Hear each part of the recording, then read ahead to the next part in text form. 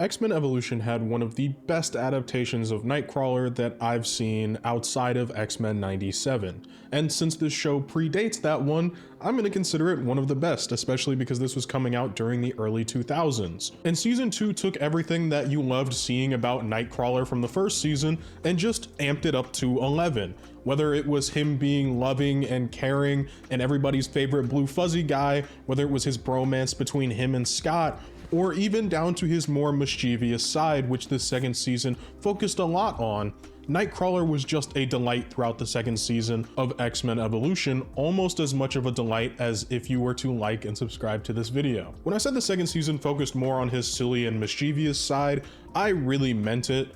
I know we definitely got our fair share of mischievous moments from Kurt during that first season of X-Men Evolution, but they really took it to a whole nother level for season 2.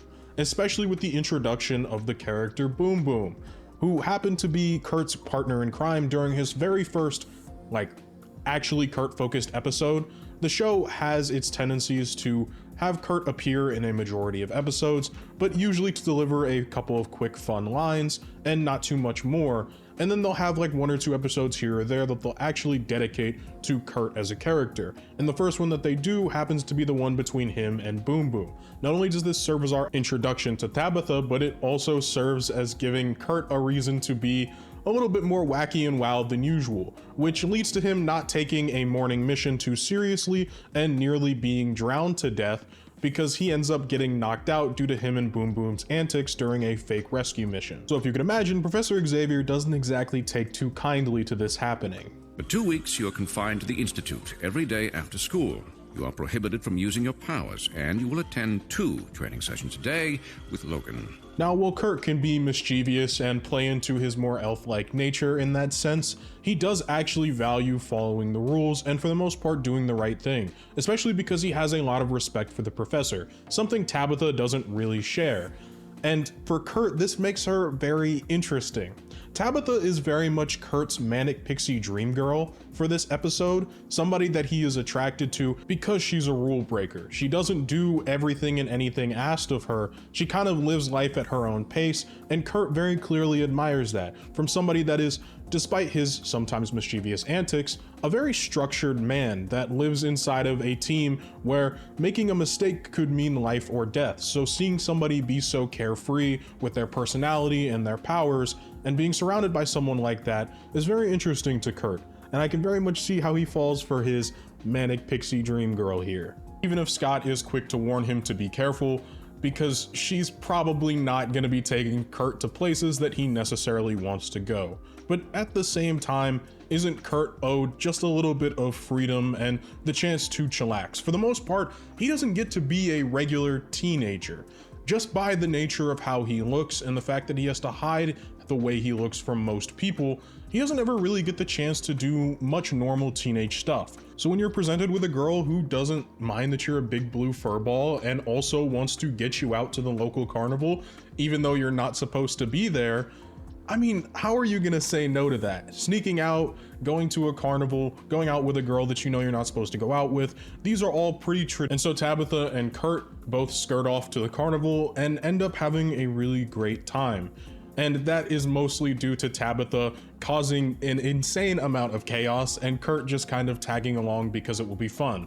Things like making the ride explode so it goes faster, or just straight up stealing things from people, or just pranking them like she does to these 2 guys here by making their back pockets explode. It's just fun to see him get to live the life of a normal teenager, even if it's for a night, disobeying authority, sneaking out, and having fun with a girl that he finds hot. Normal teenage stuff. But eventually it all comes to a head because Tabitha's father is a well-known thief and wants to use her powers to help him steal more money, specifically from the carnival. And of course, when Kurt catches wind of this, being the good-natured dude that he is, ultimately decides that it's better to tell his teammates, which will expose the fact that he is sneaking out after hours and knows he'll get in trouble for this, but he chooses to try and help Tabitha anyways because he believes it's more important to check on her and make sure she's doing okay and making the right choices than it is for him to suffer whatever punishment Xavier has in mind for sneaking out and using his powers when he's not supposed to. Because while Kurt is mischievous and he likes to get up to having fun, at the end of the day, he is a fairly responsible kid. He has a lot of weight on his shoulders and he recognizes what it means to be an X-Men and what it means to take care of your friends, even if you know they're in the wrong. And unfortunately for Tabitha, this doesn't work out at all. Her father, instead of trying to escape and not get arrested by the police, ends up going for the money because he is so desperate for it. She can't save him, and so Kurt has to make the executive decision to save them both, but ultimately that means Tabitha's dad is also going to end up going to jail, or at least be tried for trying to steal, which will once again leave Tabitha all alone. And she makes the decision not to return back to the mansion, seeing as she doesn't feel like she fits there anymore, much to Kurt's dismay. I'll just go pick up my stuff and be out of your way. Tabitha, you don't have to leave the Institute. Yes, I do. It's just not a good fit. Not right now. Goodbye, Blue. The fuzzy man's got a big heart. He might like to have fun and sometimes break the rules, but at the end of the day, he's got a lot of love for the people that he shares a household with. So of course he's devastated when Tabitha chooses to leave, and he gets to have this little heart-to-heart between him and Scott, and he knows that it's going to be hard out there for her, but he also knows that she's probably pretty used to it at this point, from how she was acting throughout the episode. I think some part of him really gets Tabitha, because he's always hiding who he really is from a majority of people, and she was using her manic pixie dream girl personality to hide who she really is, a hurting girl that comes from a broken family. So I think he really resonated with her on that level, outside of just what she was presenting. That was pretty serious, but going forward, Kurt just kind of plays a bit more of a background role, and while he is in a lot of different episodes, he is just there to either be the voice of reason or to have fun and make a little bit of trouble. For example, in this episode, Xavier has to go fix his brother, the Juggernaut's containment tube, and so that leaves the kids all home alone. So Kurt, Spike, Kitty, and Rogue all plan to have a party at the house, and they all know that Scott and Jean will definitely not be on board. So Kitty and Kurt devise a plan to get the two to stay away from the mansion and keep them distracted while they go ahead and throw a party, which involves stealing a part from Scott's car and as well taking Jean's phone so she can't call anybody while they're too busy having fun throwing a party at the house. A party that utterly backfires on the both of them, unfortunately. Well, really it backfires on all four of them, because while they're supposed to be there eating food, having fun, which was really what Kurt wanted to do, he wanted to throw a party, eat a lot of good food, and chill. Unfortunately for them, two people snuck into the mansion that would ruin their night and their party dreams. One of those being Mystique, who has disguised herself as a teenager and is at high school, which is totally not creepy at all. And the other one being Arcade, who she's convincing to getting them both into Cerebro, all so that Mystique can steal stuff from Cerebro. Mystique has actually been planting the idea of having the party into that group's head. She's also the same reason Xavier had to run off and deal with his brother. She's been orchestrating all of this so she can steal data from Cerebro, which also backfires on her a little bit because Arcade gets a little too excited and overzealous when using Cerebro, believing it all to be this really awesome game, that he sets off the Danger Room protocols. And so if you can imagine, the four X-Men that are trying to throw a party at home now actually have to deal with a crazy Danger Room simulation, one that is extremely deadly because Arcade just disables all of the safety protocols since he thinks this is a video game and he thinks some of his classmates are in the video game, so he thinks it'll just be fun to like torture them. Eventually though, of course, with the help from Jean and Scott, who finally get themselves back to the mansion, they're able to stop Arcade, and thanks to a little Xavier mind wipe, he's not going to remember what happened at all. But that does mean that the entire group missed the party entirely, and Kurt is pretty upset by this. They ate every last crumb of food while we were fighting for our lives. Yeah, and now we get to clean up after them.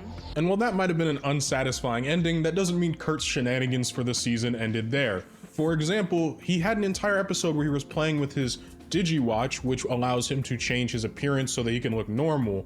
And he's doing this to mess with the people around the mansion, for example, making himself super buff in front of Kitty, which doesn't last for very long, now does it? And then on top of that, while he's trying to mess with it, he ends up making himself very overweight, and Spike is just absolutely surprised by what he sees. It's not really anything of serious consequence, but it is a pretty fun thing for him to have done during the second season, especially when he's out there being more of a side character in this episode, or like the moment during this episode where he scares Jean because he has a giant big head, like in real life. And eventually at the end of the episode, he does get a little bit of a comeuppance for messing with his watch, especially because Professor Xavier told him back in the first season that it was delicate technology he shouldn't be messing with too much. And of course, as a little bit of punishment, Professor Xavier gave us Genter Bent Kurt, which left a middle school me watching this on Hulu very confused. Moving past that though, the next time that we see Kurt play any sort of funny or silly role is actually in an episode where Kitty is trying her very best to make confectionery goods, this time being muffins. And Kurt has to be the unwilling test subject to what look like some very spiky and inedible muffins.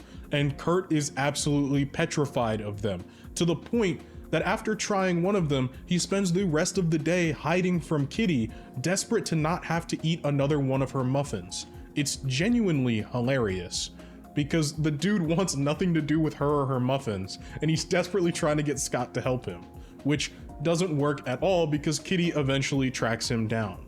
Now, Kurt's been getting up to a lot of mischief throughout this second season, and so has landed himself on probation, from the sneaking out, to the throwing a party, to messing with his watch. Not really the muffins thing, as though that wasn't punishment enough from Kitty, right? Kurt ends up being on probation. So the dude is waxing and cleaning things, and it's low-key driving him insane, but it's honestly better than having to do extra sessions with Logan, which he also has to do on top of all of the cleaning. He just prefers doing the cleaning instead. And it's during this episode Joyride that second generation of X-Men that have just come into the school are deciding to take different pieces of X-Men equipment on joyrides, which also happens to include the X-Jet. So if you can imagine the state that the X-Jet is in, considering they crashed just about every other vehicle that they've taken out on a joyride, the X-Jet wasn't exactly looking too good, and that's the last thing Kurt had to do before he was off probation. Now all I've got to do is wax the X-Jet, and my probation is history. Oh man, this is gonna take a lot of wax. Needless to say, Kurt no longer was on probation. It was now the younger X-Men. With all of that silliness out of the way, it's time to go for a little bit more of a serious episode. This one featuring mostly between him and Rogue, as the two are pretty close throughout the show, even before finding out that they are adopted siblings. Kurt ends up getting his watch beaten up and destroyed during an altercation with a bully. The bully gets mind wiped by Jean, so he won't ever remember seeing Kurt being blue, but Kurt will always remember what it's like to be seen as blue and what it's like to be seen as different. The show often does a good job at reminding us just that kind of toll it takes on him. Growing up looking like this, I've heard it all before. But that's not necessarily what the episode is really about. That's just a solid Kurt moment inside of it. No, most of the episode is actually about Wolverine regaining some of his memories, remembering the fact that him and Captain America worked together in World War II, and they're now looking for the lab in which they believe Cap and some World War II experiments could be held. And with the help of Rogue, who recently has gained a little bit of memories from Magneto due to touching him back in season 1, has been chosen to help Logan, much to his dismay, try and track down where this facility is so they can destroy all of the technology there. That way, hopefully, no more experiments can go on, and nothing like what happened to Logan can happen to anyone else. Kurt tags along because he can teleport, and I mean, how could you say no to the blue fuzzy one? And it's in this lab that they end up finding not only technology, but they also find Magneto, who is currently sitting in a rejuvenation chamber. Magneto is of course ancient. He's pretty old, and he's looking for a way to extend his life once more after his mutations are finally failing him in that regard. And it's through this rejuvenation tank that he can be young again, and to stop Kurt from blowing it up, he pulls a pretty dirty card. By destroying those controls, you take away my only chance. Are you that much like your mother? This was successful. Kurt doesn't want to be anything like his mother. He doesn't want to be like Mystique, this cold, heartless woman who abandoned her baby and let Magneto experiment on her own child just so that he could prove to have use to Magneto, so she could have use to a man that would eventually outcast her and leave her alone and kicked out of her own home throughout a majority of this second season. So of course this works on Kurt, because he doesn't want to be anything like her, and he ultimately lets Magneto begin to rejuvenate, which will prove to be a very terrible thing to have let happen as the later seasons of this show go on. But in the moment, it's no surprise that Kurt isn't going to be able to pull himself to do something like this. The episode itself is mostly more focused on Rogue and Logan than it is on Kurt, but he's there to provide these moments of genuine good character introspection and just a reminder that he deals with a lot. Despite his nature, on the outside he puts out these smiles and he believes that he is happy, and he very much plays up to the idea that you don't need to worry about him. But on the inside he is hurting. He is desperately not trying to be like his mother. He is oftentimes fighting persecution and dealing with what it means to have to hide your identity from everybody else, because if they were to actually look at you, they would see something ugly and not worth loving. To judge you not on the content of your character, but on the way that you look. This resonated with me a lot, especially around the time that I started to really watch X-Men Evolution and pay attention to it, which is when I was in middle school. And where I went to middle school, I was the only black kid. Even though I am mixed, I was the black kid in my middle school because nobody was darker than me except for one girl who happened to be mixed just like myself. And it was miserable. Everybody treated me differently because of the color of my skin. Before somebody tries to say, oh, no, they didn't. Yeah, they used to call me the N-word, bro, like on a daily basis. Or, yo, can I get the pass, bro?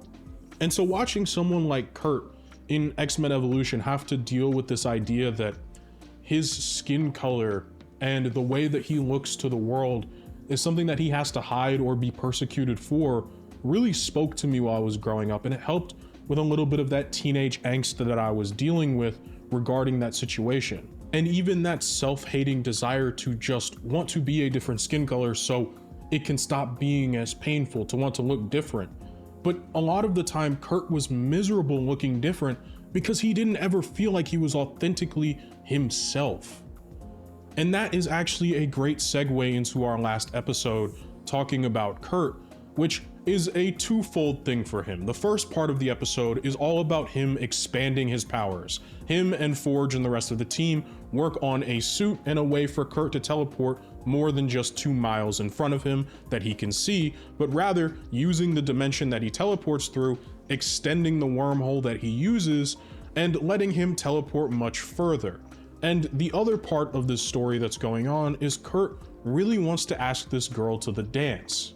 The girl being Amanda, and so he does go to Scott to ask for a little advice and also check in on who Scott's bringing if he'll finally make his move on Jean, because everybody but Jean seems to know Scott likes her. And while Scott might not be getting with the girl that he wants to, Kurt actually has a pretty good chance of getting Amanda to go with him, and Amanda does eventually agree to go with him. She has actually been really wanting to, much to the surprise of Kurt, which catches him off guard. But this brings up a brand new dilemma, which is, even though Kurt might look human, he's going to feel fuzzy. He's still different. Man, that's right! What am I gonna do?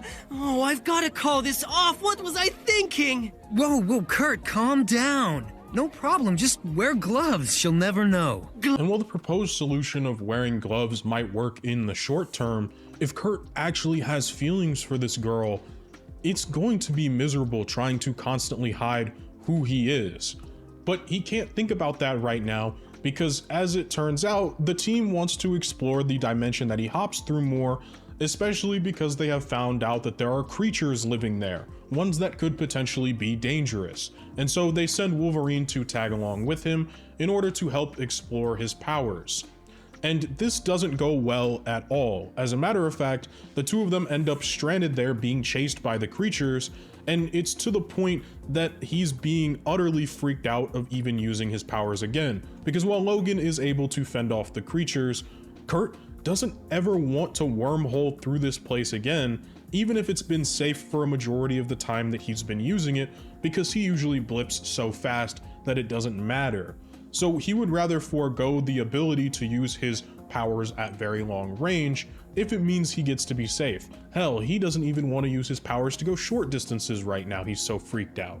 And it's very telling because for the rest of the episode, we don't see Kurt use his powers for the most part, which is pretty different to how we see him throughout a majority of the show, where in every episode, even if he's a background character, he is constantly teleporting. Using his powers for him is as natural as breathing.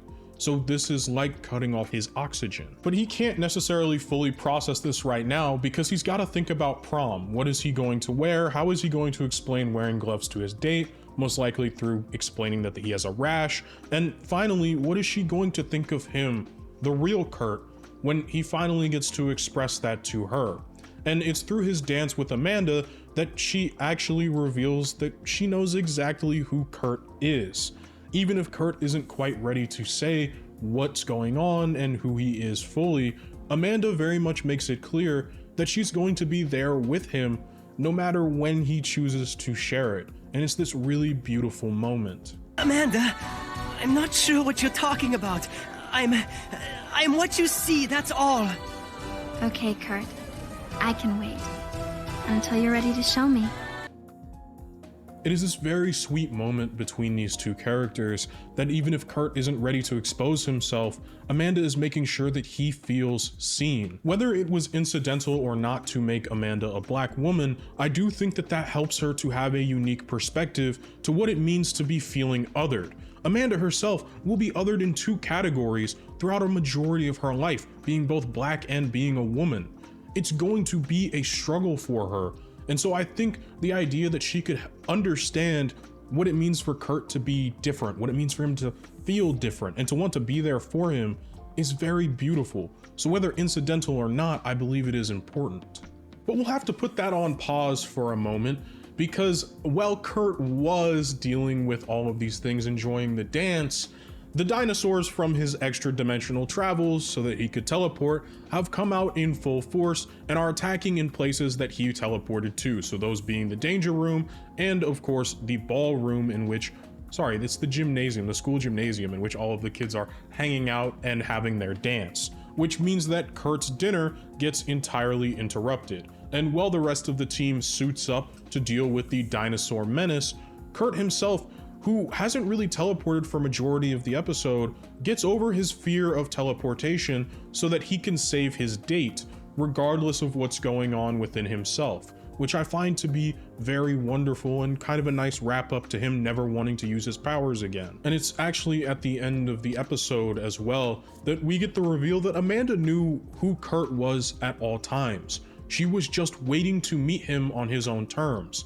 Because Kurt isn't exactly the most stealthy when it comes to using his watch to change appearances, he inadvertently revealed to her that he is the blue fuzzy dude that teleports. And she accepts him for that. She loves him, not in spite of it, but because of it. Did you know that blue is my favorite color? She cares about Kurt regardless of what he looks like or the fact that he is my favorite blue fuzzy guy. Amanda cares about him, and that's what really matters. And it's one of my favorite episodes from this show. It was just a really sweet moment and a wonderful way to wrap up this video talking about the second season of Kurt in X-Men Evolution. One that I feel like, while not taking major steps to change his character, does a good job of just building upon what we already had and giving us some really fun and goofy moments, along with some episodes that I think are really important to Kurt's character. So thank you all so much for watching, and if you want to support me further as a creator, I have a Patreon down in the description and channel membership as well, with a ton of different benefits, and one of the coolest ones being an exclusive video that you, the audience, get to vote on for our membership tiers only, once a month. With that, a shout out to my Hall of Fame tier members, and a thank you once again to all of you for watching. I hope you have an absolutely fantastic day.